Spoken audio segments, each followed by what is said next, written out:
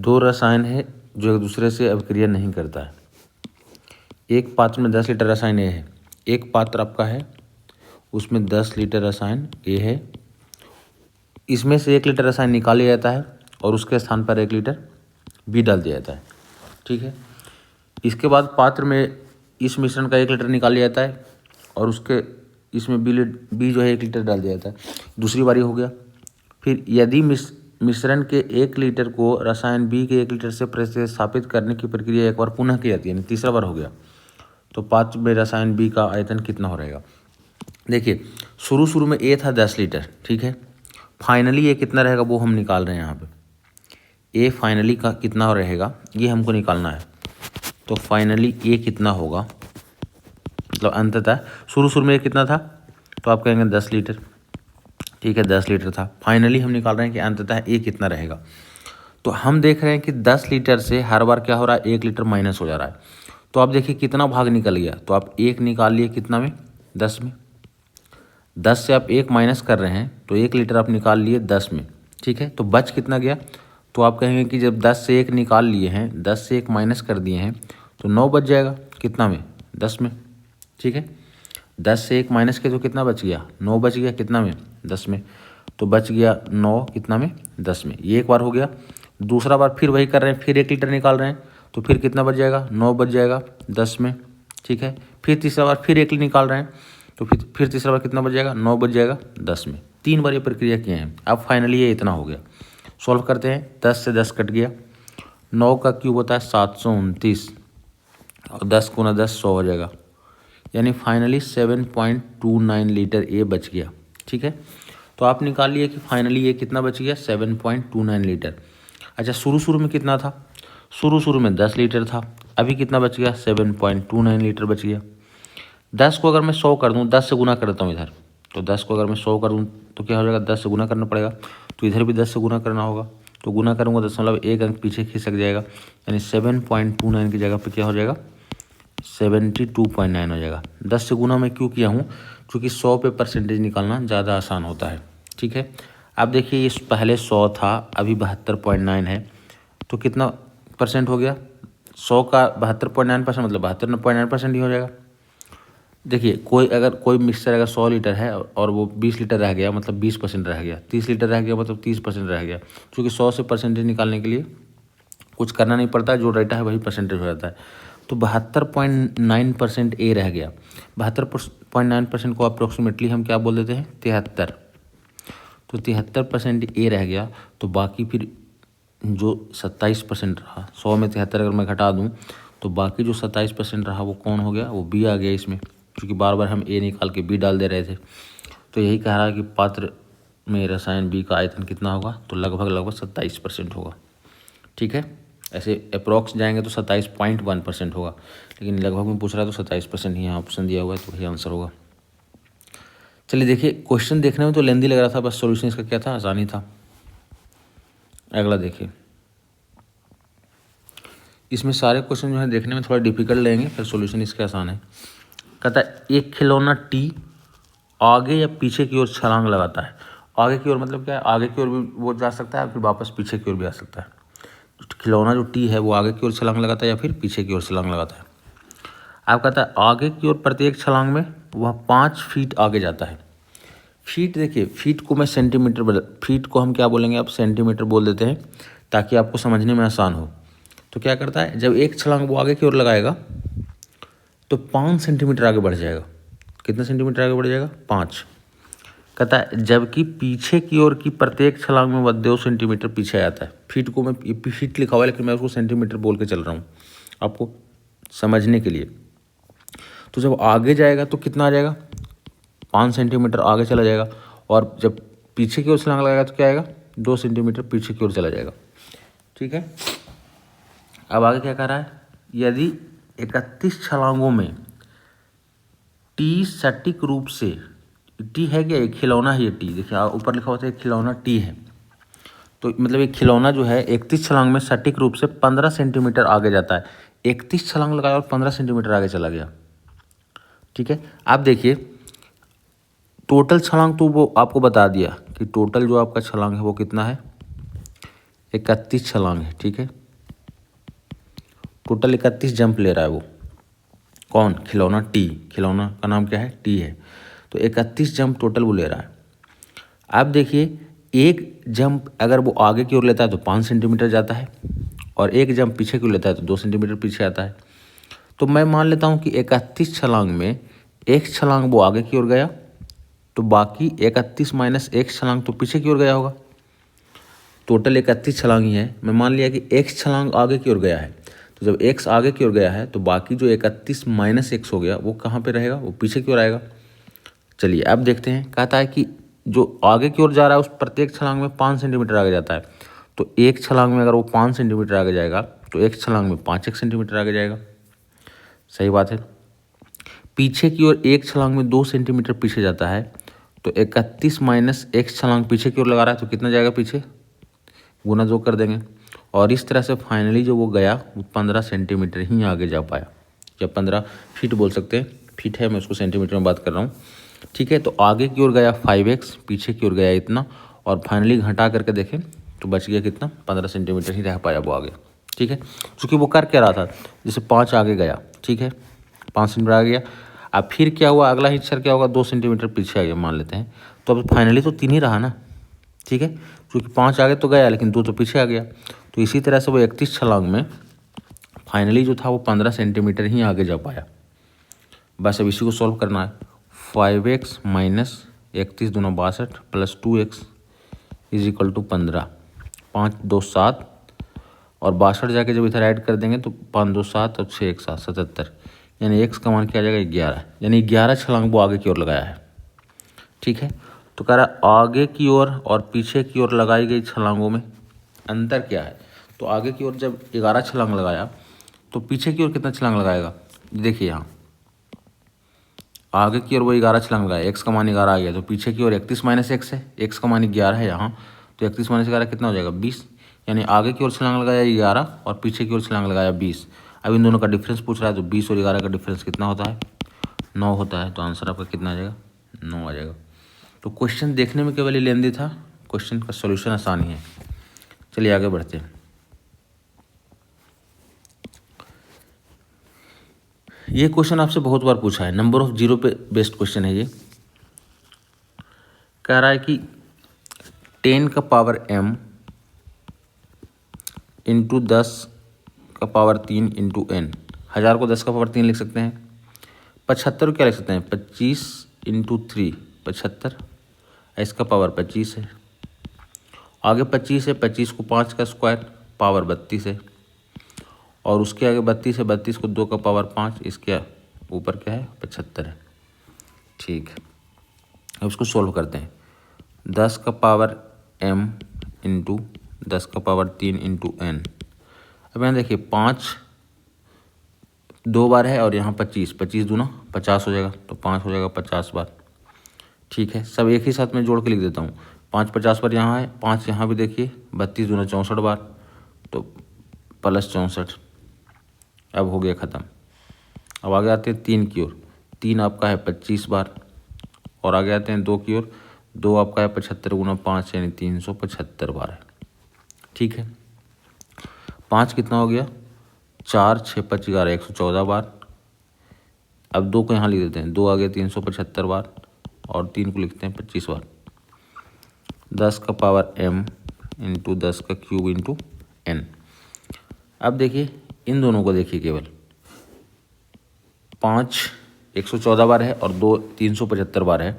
हम यहाँ से 2 114 बार यहाँ ले लेते हैं, तो 5 114 बार और 2 कितना हो जाएगा? 114 बार, और बाकी 2 को छोड़ देते हैं। बाकी जितना भी 2 बच गया हम इधर लिख देते हैं।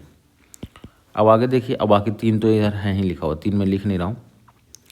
अब 5 गुना 2 कितना होगा? 10 होगा। 10 का पावर 114 हो गया, ठीक है। यहाँ 10 का पावर m इंटू 10 का क्यूब इंटू n है। इधर क्या है? 10 का पावर क्या हो गया? m प्लस 3 हो गया, ठीक है। 10 का पावर m प्लस 3 हो गया। 10 का power m plus 3 into n बराबर 10 का पावर 114। अब हमको m निकालना है, तो 10 वाला कंपेयर करते हैं पावर को, ठीक है। इधर बाकी जो डेटा लिखा हुआ है, बाकी डेटा मान लेते हैं कि वो n का वैल्यू है। जो इधर जो डाटा बाकी बच गया वो n का वैल्यू है। तो यहाँ देखिए कि 10 का पावर m+3 और यहाँ है 10 का पावर 114, पावर पर बराबर में बराबर हो जाएगा। तो m का मान कितना हो जाएगा 111। नंबर ऑफ जीरो पर बेस्ड क्वेश्चन है ये। चलिए आगे बढ़ते हैं।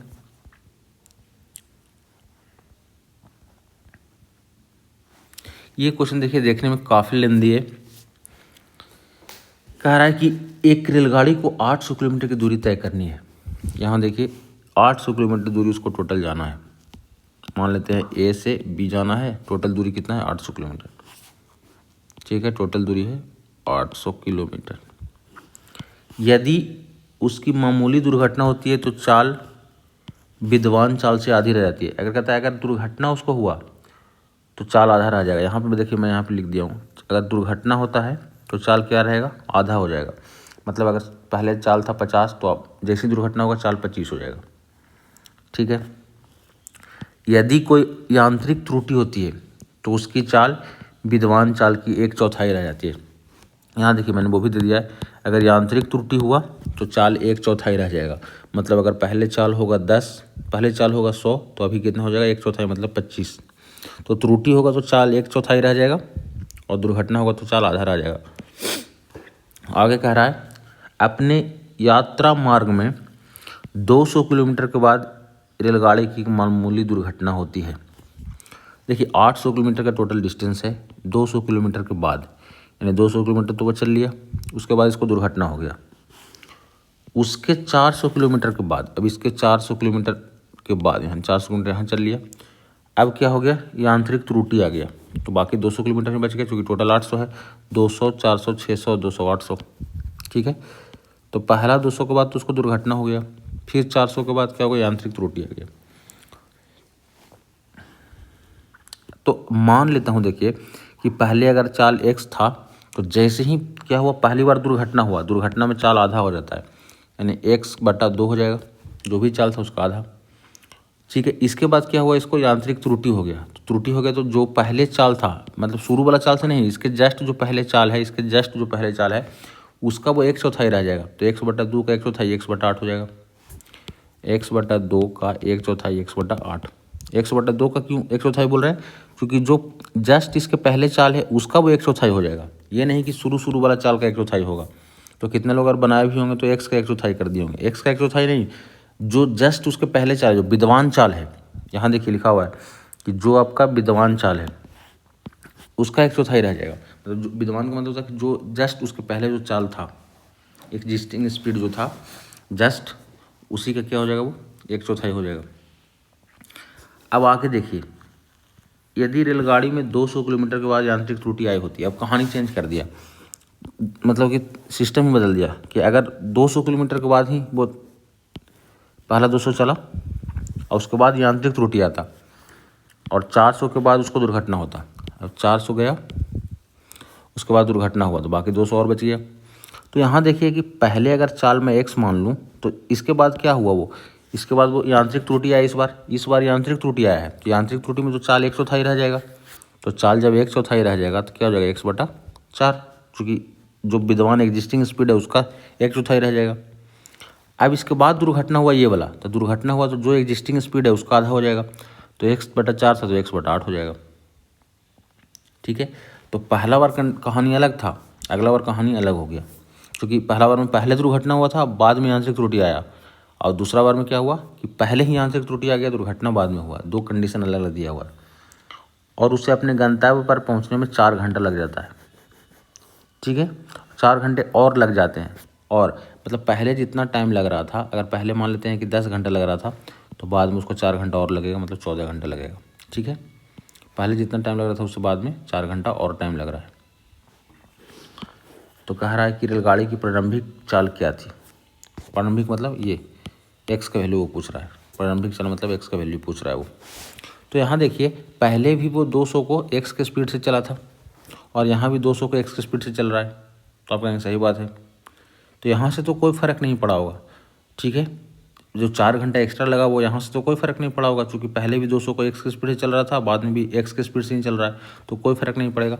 यहाँ पे देखिए चाल अलग अलग है, यहाँ पे चाल आपका क्या है, अलग अलग है। एक बार 400 को चला x/2 के स्पीड से, एक बार x/4 के स्पीड से, तो यहाँ से टाइम में डिफरेंस हो सकता है या हो गया यहाँ पे।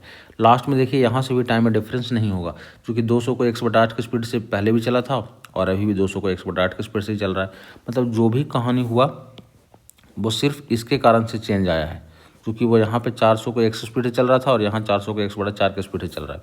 तो यहाँ कितना समय लगेगा, शुरू वाला में समय कितना लगेगा, 400 किलोमीटर को अब x/2 के स्पीड से चल रहे हैं, x/2 को ऊपर लिए थे, ठीक है। और बाद में आप 400 किलोमीटर को x/4 के स्पीड से चल रहे हैं, 4 को ऊपर कर दें। तो इन दोनों में जो डिफरेंस है वो कितना घंटा का है, 4 घंटा का है। मैंने समय निकाला, समय दूरी बटा चाल होता है, यहाँ दूरी बटा चाल कर दिया, यहाँ पे दूरी बटा चाल कर दिया, दोनों तरफ समय निकालिए, समय क्या है 4 घंटा का डिफरेंस है, घंटा कर क्या कर दिए = 4 कर दिए। अब सॉल्व कर लीजिए, केवल ऊपर में 1600/x हो जाएगा, यहाँ पे 800/x हो जाएगा, यानी फाइनली घटाएंगे तो 800/x बचेगा बराबर 4, यानी x का मान यहाँ से क्या आ जाएगा 200 किलोमीटर प्रति घंटा। तो पहले जो चाल था वो क्या था, 200 किलोमीटर प्रति घंटा था। तो ये क्वेश्चन भी देखिए, देखने में तो काफ़ी लेंदी था पर सॉल्यूशन इसका ज़्यादा डिफिकल्ट नहीं है। अब यहाँ देखिए आज के सेशन का लास्ट सवाल ये कहता है, किसी परीक्षा में किसी विद्यार्थी के अंक में संशोधन किए जाने पर कक्षा के औसत अंक x में 4 की वृद्धि होती है। आप क्या किए, विद्यार्थी का अंक संशोधित कर दिए और औसत जो है 4 से बढ़ गया, ठीक है। इस विद्यार्थी को 0 के स्थान पर संशोधित अंक 100 मिलते हैं। अब देखिए कोई विद्यार्थी है, उसको आपको 0 देना था, 0 आप उसको दे दिए, लेकिन बाद में संशोधन करके उसको क्या कर दिए 100 कर दिए। पहले आपको 0 था, उसके स्थान पर संशोधित किए, उसका मार्क्स चेंज किए, मार्क्स उसका, और फाइनली क्या कर दिए उसको 100 कर दिए, ठीक है। करेक्टेड स्कोर उसका क्या हो गया 100 हो गया।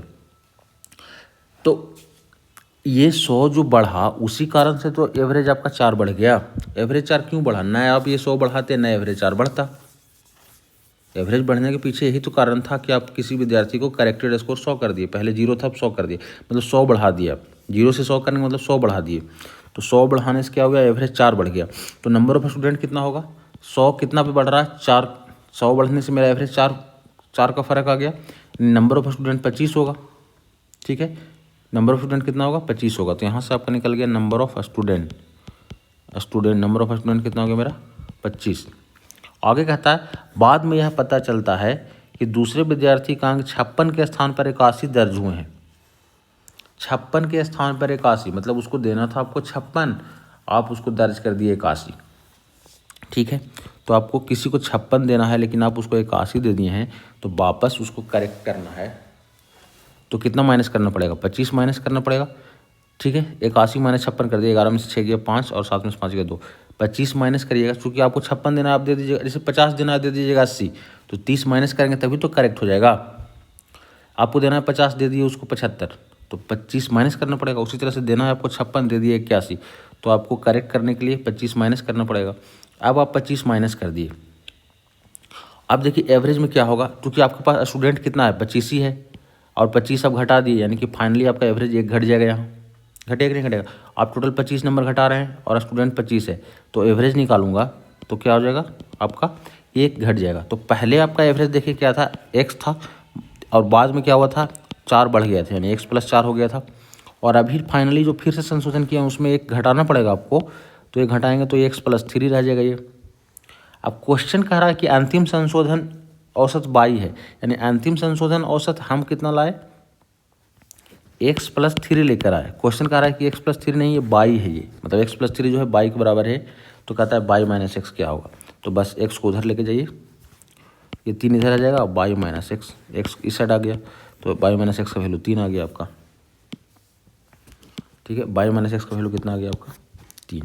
तो ये क्वेश्चन देखने में केवल डिफिकल्ट था पर आसान ही सवाल है। अगर वीडियो अच्छा लगे तो चैनल को कृपया लाइक एंड सब्सक्राइब जरूर करें। जय हिंद।